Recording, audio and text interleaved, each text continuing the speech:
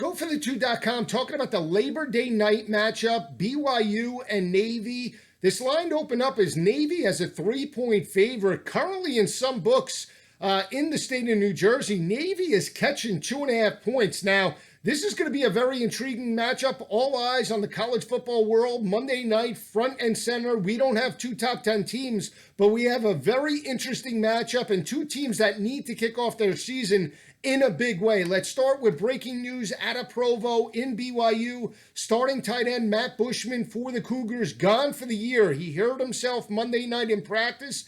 It's been confirmed a ruptured Achilles tendon. That's going to put a lot of pressure on their starting quarterback, Zach Wilson. Zach Wilson completed 62% of his passes last year, 11 touchdowns, 9 interceptions. But this was a BYU Cougar offense that failed to run the football consistently and loses their top two leading wide receivers from last year in Micah Simon and Hefo. That's going to put even more pressure now without Bushman in that lineup on Zach Wilson to win this game solely with his arm. You look at BYU's offense on third down conversions, they converted 42%, but how much of a factor will Bushman's departure put on that offensive line in terms of being able to run the football? And I think that's the matchup for me, why I favor Navy. You're talking about a Navy defense last year that ranked 10th in FBS out of 129 teams, holding opposing offenses to only 105 rushing yards per game.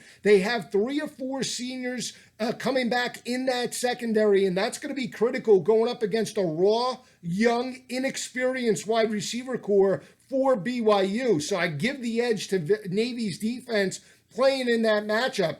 Offensively, what can you say? The triple option is much different in game speed than it is practice preparation. You're talking about a BYU defense last year that was not good in run support. They got better as the year progressed, but this is still a defense that allowed 167 rushing yards per game, going up against the number 1 rushing offense in college football last year in Navy. Now, Navy does have some concerns in terms of the running back position. Look for Miles Fells to spell some of the slot backs that have opted out for this season. C.J. Williams as well, and a complimentary host of other players to fill that void. But I don't think it matters. It's the scheme of Navy going up against BYU. I've said it before, the way you have to beat the triple option is you need speed teams that can get Navy or get Army out of their game plan.